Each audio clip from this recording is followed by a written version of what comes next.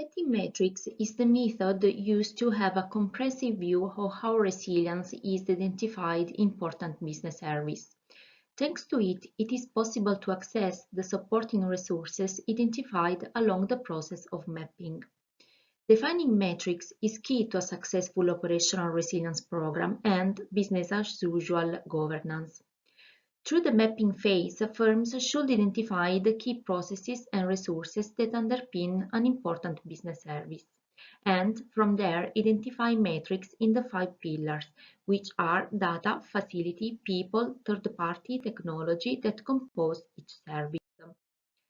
When defining operational resilience, firms must create a meaningful set of metrics, which should cover 3 fundamental steps. The first one, specify a target level of resilience with the key stakeholders. The second, design specific metrics for each resource type, like for example IT or third parties and so on, that must be identified to access the current level of resilience. Third one, find a gap between these 2 points that indicates a potential vulnerability that must be considered within the governance framework. But also it is useful to organize a workshop with pillar owners to understand how to measure the defined resilience gap and how to reach the target level. In this case, topics to consider in the workshop are: what data is currently available for each resource, like for example master supplier list or technology management system? Which data points or current metrics will be used as a measure of resilience, like for example recovery test data or assurance assessment data or system architecture? There may be an overlap with existing reporting, however, it is important to ensure that there is only one version of that across the organization. Next, we have here an example of an important business service resilience profile.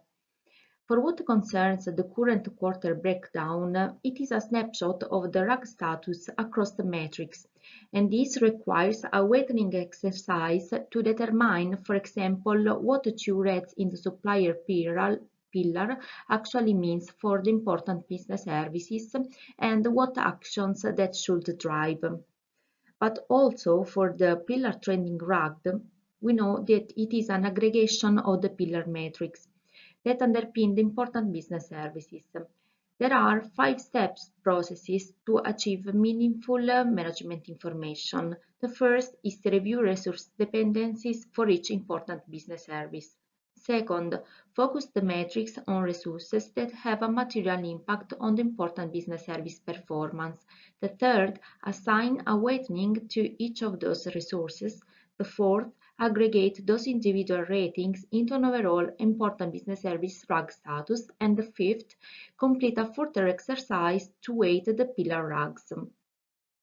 For what concerns defining a key for red, amber and green on the RAG status and the red and green for the pass or fall, with a larger volume of impact business services, the matrix could be further aggregated up to give an indicate fast RAG as a quick health check of the overall IBS.